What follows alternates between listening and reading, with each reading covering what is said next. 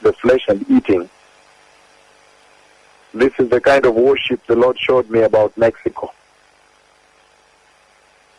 The kind of worship that's going on in Mexico.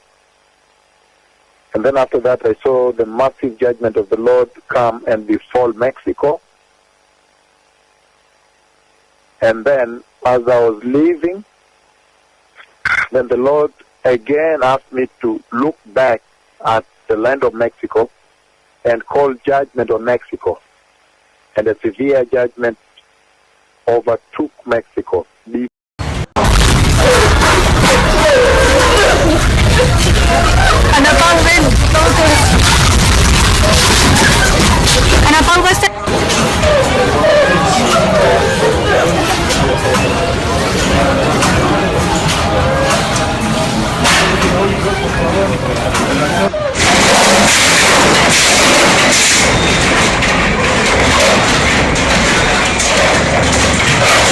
Se siente un temblor, se está moviendo el piso.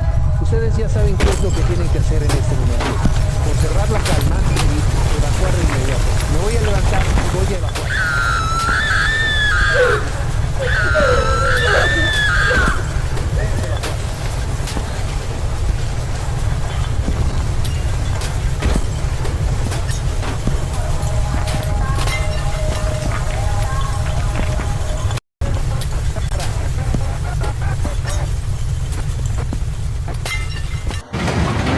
Tocar el temblor aquí en Cuernavaca, muy cabrón. La carretera se partió, se cayó un puente.